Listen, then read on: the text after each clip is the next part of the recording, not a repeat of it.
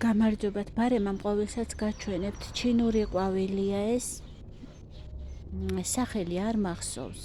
როცა ვიყიდე ვიცოდი ამის სახელი და მაშინ მოვძებნე ხასიათების გაგების მიზნით.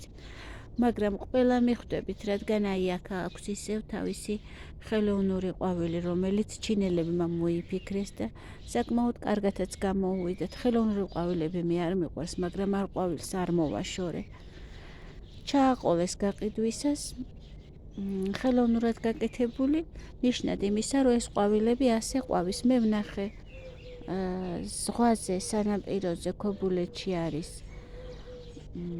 კვების ობიექტი, პატარა რესტორანი და იქ დიდი ესეთი ყვავილი ვნახე და ზუსტად მართლაც ყვავის ესეთი ყვავილებით.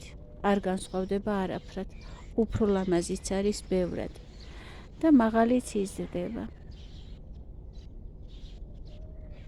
ეხლა რაც შეეხება ამ ვიდეოს აზრს, ამ ყვავილის ჩემთან ყოფნის დროც 1 წელზე მეტი გავიდა. მიდევს მე მგონია აქ ეს ყვავილი. თუ არა და გეტყვით, რომ სახელიც იქნება ალბათ უმიდევს მითითებული, გეტყვით, რომ 3 ფოთოლი იყო პაწაწინა. იდო სახლში მთელი ზამთარი, ზომიერად ვწყავდი. გადავიტანეს შედარებით დიდ ქოთანში. მიწა უბრალოდ უნივერსალური ვიყიდე, ჩვეულებრივი.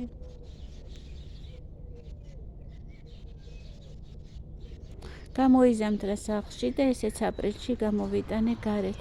მე ჩემთვის გულში ვთვლი ხოლმე, რომ მცენარეებს წვიმა უნდა უყვარდეთ.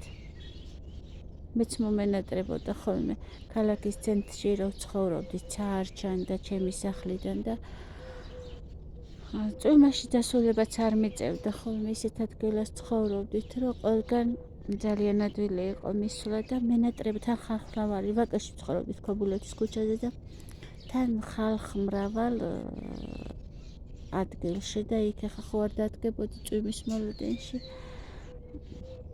და ისე მენატრებოდა ხოლმე, მე სოფლად ვარ გაზრდილი, იქ ნაქირავებში ვცხოვრობდი 28 წელიწადი და სოფლად ვარ გაზრდილი და ისე მენატრებოდა ხოლმე წვიმის წვეთების სახეზე.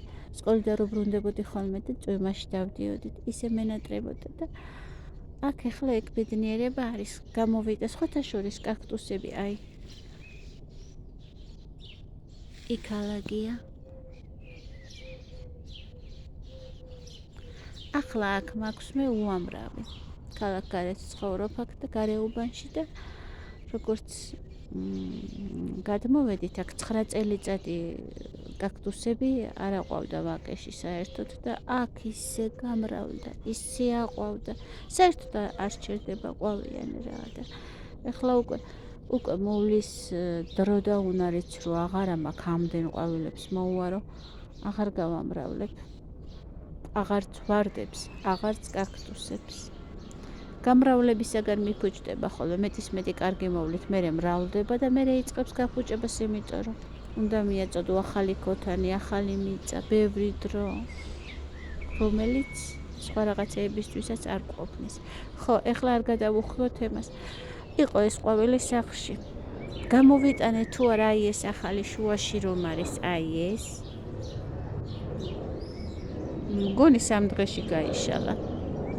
ვერ შევნიშნე რომ ამოდიოდა, ერთხელ შევნიშნე უბრალოდ 2 დღის წინ, რომ დახვეული იყო და ვიფიქრე რატოა ეს დახვეული, ჩავიხედე შიგნით და მეთქი რამე ხო არ ჩაძვრა ან პატარა ხვლიკი ან რაღაც ესეთი, არაფერი ჩანდა და შევეშვი. აღარ გავშალე და მერე მივხვდი, მე მგონი მეთქი ახალი ფოთოლი ამოაქვს ამას და მართალიც აღმოჩნდა, ნახე.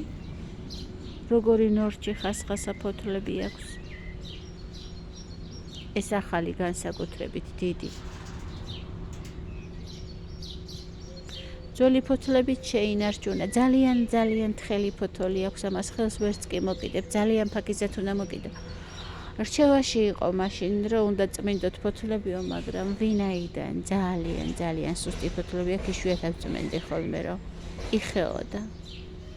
და ესე გახეულებია დარჩენილი მგონი. სად არის არ ვიცი. აი ამიტომ რანაირად უნდა მოკიდო ხელი და წმინდო არ ვიცი, უნაზესად და უფაქიზესად. არის ძალიან ადვილი მოსავლელი, ვისაც დიდი მცენარეები გიყვართ, იზრდება დიდი, ეს ორი სახეობისა. ის მეორე მგონი 10 მეტრამდე იზრდება და მე ისეთი ვიყიდე, რომელიც შედარებით პატარა იზრდება და მე მაინც მომიწევს ამისი გადატანები. ზამთარში მიჩენა ადგილისა. ვზღუდავ ხოლმე მე ჩემ ყვავილებს, რო არ გაიზარდნენ დიდად, იმიტომ რომ რა ვქნა ადგილებს იკავებს და ახლა ჩემი ციმბიუდიუმები იმხელები ხდებიან. მერე განახერთ ისეთი კარგად მოსწონთ ჩემთან ამ ციმბიუდიუმებს, რომ რატო ამბობდა ხალხი, რომ აო, მაგის ყიდვა არ აღირს, იმიტომ რომ ძალიან გაფუჭდება და თუ არ გაფუჭდა, მაინც ვერასოდეს ვერ აყვავებო და ჩემთან პირველი ყვავილია, თუმცა ეხლა სასიხარულო ამბავისიც მოხს, რომ მანდასაც შევამჩნიე. ორი ნიშანი, რომ ცოცხალია და აპირებს ჩემთან კარგად ყოფნას. მერე გადაუღებ, უფრო მკაფიოდ რომ გამოჩნდება. ხო და აი ეს ჩვენი ჩინური ყვავილი, აი ამით რო იყიდება, არის ძალიან ადვილი, ვისაც დიდი მცენარეები გინდათ, მართლა დიდ სივრცეებს კარგად ალამაზებს ხოლმე. შეგიძლიათ და მოგწონთ აი ესეთი ყვავილი, შეგიძლიათ შეიძინოთ, იმიტომ რომ არა მარტო ზღვაზე, თურმე თბილისშიც კარგად გრძნობენ თავს. მადლობა ყურადღებისთვის.